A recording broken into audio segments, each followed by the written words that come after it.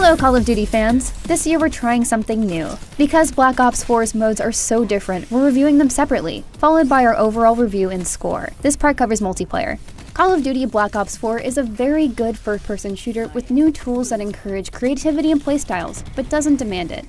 Black Ops 4 has issues with its new mode control and with certain map designs. With all of its changes to specialists and its new heist mode, Black Ops 4 makes for a good entry in Call of Duty's long multiplayer history, though unexciting launch maps may leave it in the shadows of its great Battle Royale sibling, Blackout. Clean kill. We're winning this. Establish UAV above. Black Ops 4's arsenal plays exactly as I expected it to as a longtime Call of Duty player. Shooting is crisp, which is important for taking out the goofy players that bounce around corners.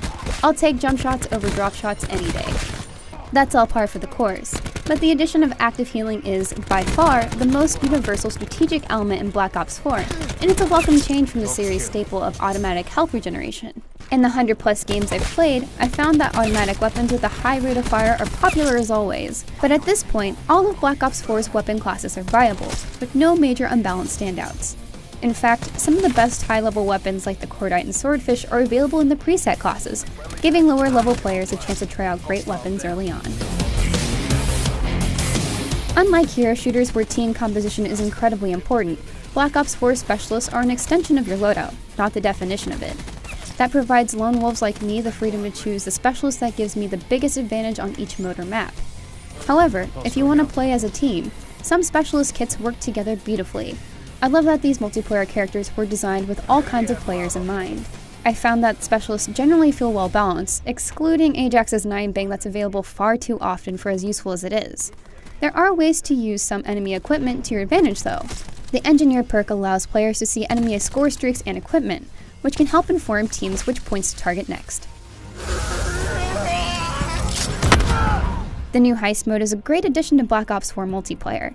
It's similar to Battlefield Hardline's Heist or Payday and serves as a fun palate cleanser between classic modes. I especially enjoyed experimenting with high-level weapons I had yet to unlock in a unique environment. I was mostly disappointed with Control though, the other multiplayer mode introduced in Black Ops 4.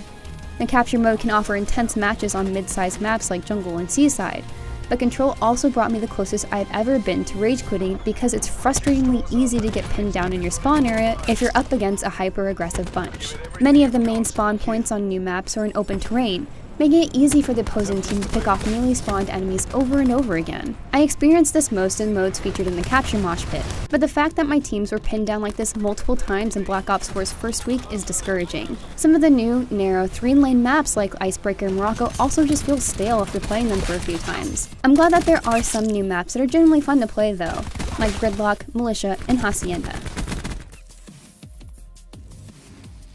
Win or lose, the multiplayer progression system always encouraged me to keep playing with frequent rewards.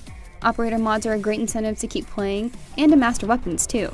These new attachments unlock after you've reached certain weapons' max level, and make them more powerful in some unique way.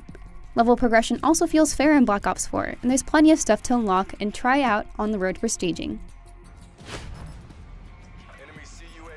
Black Ops 4's multiplayer lets players be more tactical without sacrificing the excitement of engagements. The reworked health system and specialists offer great, mostly balanced tools that allow for more creative playstyles and cater to strategic teams and lone wolves alike. Just about every weapon class in Black Ops 4's arsenal feels like a viable option too, though automatic weapons remain the most popular.